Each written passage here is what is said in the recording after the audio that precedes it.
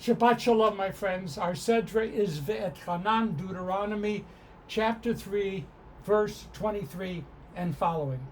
First and foremost, we have now moved through the most painful day on the Jewish calendar, Tisha B'Av, the 9th day of the month of Av. But the ripple effects of this day of remembering some of the greatest tragedies in Jewish life prior to the 1930s are still with us. For example, each year the Shabbat immediately following Tisha B'Av is referred to as Shabbat Nachamu, and that's where we are right now, Shabbat Nachamu. This Saturday, we will read a special haftarah from Isaiah chapter 40, a haftarah that begins Nachamu, Nachamu Ami. Nachamu Ami means comfort, comfort my people. So this Shabbat is the first of the 7 Shabbatot of consolation between Tisha B'Av and Rosh Hashanah. And if you think that means this Rosh Hashanah is about 7 weeks from now, that's what it means. Far too often people misread that opening line, Nachamu, Nachamu Ami, assuming God, speaking to the Israelites, tells them to find consolation in the promise of God's salvation. Comfort ye, my people. It'll be okay. But that's not what the text actually demands. Nachamu, comfort ye, is a command to the leaders of the Jewish people.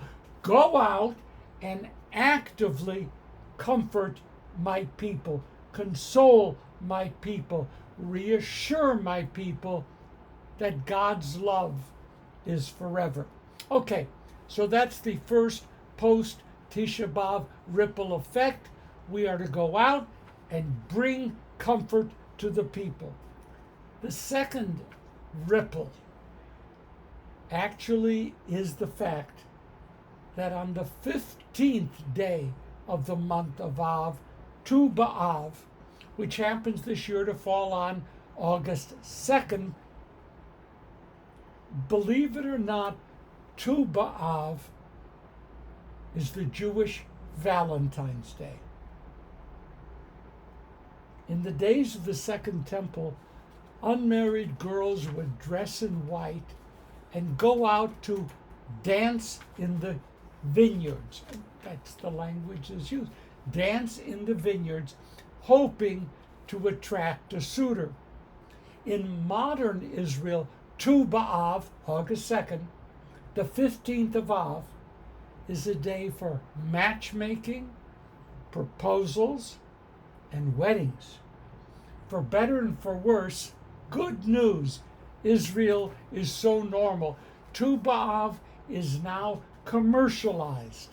Everywhere you can find that you can buy gifts of fancy chocolates, bouquets of flowers, and frankly, anything with a heart on it.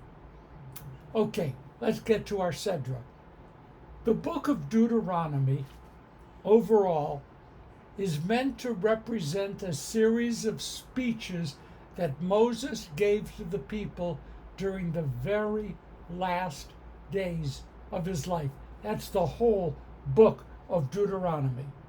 So, with a high level of accuracy, we could actually refer to the book of Deuteronomy as Moses's ethical will. Now, we're going to find 3 powerful themes in this ethical will, this book of Deuteronomy. First, a stern warning against the dangers of idolatry. Secondly, a celebration of the place where God has chosen to let the divine name dwell. By the way, never mentioning Jerusalem by name.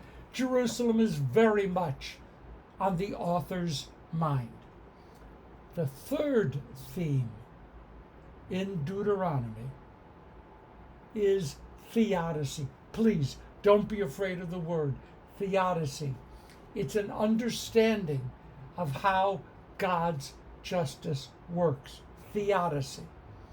In Deuteronomy, there is a direct link between our behavior and how life treats us. Our sins will inevitably bring us suffering and misery. Our loyalty to God and to God's commandments will bring us ample blessings. We find Deuteronomy's concern with theodicy throughout the text. For example, our Sedra begins with ve'et hanan. The word means pleading. Moses pleads to God to let him go into the promised land, to cross the Jordan. God's response to this ve'et hanan is simply no. Why? You, Moses, have committed a variety of sins. Commit sins, take the punishment. You will not go into the land. Yeah, I know, you're Moses. You sin, you pay the price. In another place, we find Moses warning the people, take care not to violate the covenant and worship other gods. Why should you take care? Moses makes it clear. Moses describes God as a consuming fire, a passionate, zealous, jealous God. The net result of idolatry is expulsion from the land and the possibility of being totally obliterated. At the end of that familiar text we know as the V'ahavta, which, by the way, finds its home in our Sedra, Moses warns again, don't violate God's law. Why? God is a jealous, zealous, passionate God, and you will be wiped off the face of the earth. At the end of this week's Sedra, we find the following. God will instantly pay back those who violate God's laws. God will not be slow in exacting divine punishment. Theodicy, pretty clear. All of this appears to be very straightforward. Look around. If you're suffering, it's because you sinned. If your life is miserable, it's because you sinned. If your nation has been defeated, it's because you are sinners.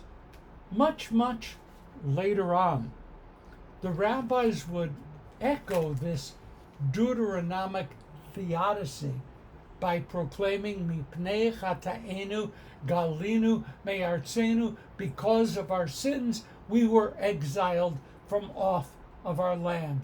Folks, a clear doctrine, a simple to understand doctrine. The only problem is it doesn't work. Not in the real world. Not in a world in which we see that the wicked can prosper and the good can suffer. This is going to be hard to take.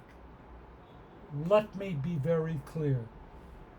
The Torah argues with itself about theodicy.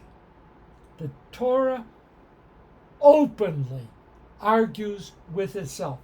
Let's look, for example, Exodus chapter 34:7. Exodus 34 says, God visits the iniquity of the parents upon the children, meaning that the children suffer from the parents' sins. But that's not what Deuteronomy says. In Deuteronomy 18:19 we read, the fathers will not be put to death for the children, nor the children for the father. Which one is right? And the words of the prophet Ezekiel, after the Torah, the soul that sins, it shall die. Jeremiah chimes in with, there will come a time when people will stop saying that the parents have eaten bitter grapes and the children's teeth have been set on edge. Jeremiah's meaning is clear. Everyone will suffer for their own sins. Very confusing. What's the answer here? What actually does Torah have to say about theodicy, and what do the prophets have to say about human suffering? Do our founding teachers accept that individual suffering can come about because of collective guilt? Do the texts actually embrace a one-to-one relationship between what an individual does and the fate that awaits them? Do the sins of preceding generations shape the lives of their descendants? And I can give you the answer. Here it is. You've been waiting. All of the above and some of the above, and I would add, maybe none of the above. How do we tease out an understanding here of one of the greatest of human questions? Is our world governed by justice? Was Martin Luther King Jr. being merely rhetorical or perhaps just aspirational when he famously said, quote, "The arc of the moral universe is long, but it bends toward justice"? Will we ever know why it is that we see no straight line relationship between a lack of moral behavior and how one's life unfolds? In the presence of such a diversity of opinions, I find my personal direction, excuse me, not from the Torah, but from Pirkei Avot, from the chapters of our ancestors, Pirkei Avot, that teaches us, a verse that teaches us not to be like someone who does the right thing out of an expectation of reward. Do the right thing, act ethically, act morally, because, big reveal, that's the right thing to do. And then let the chips fall where they may. Excuse me, dry. I like that. Do the right thing because it's the right thing, and let the chips fall where they may. Friends, Tu B'Av is coming, August 2nd. It's time to celebrate love. I dare say it's a mitzvah to celebrate love. So get to it. Shabbat Shalom. See you next week.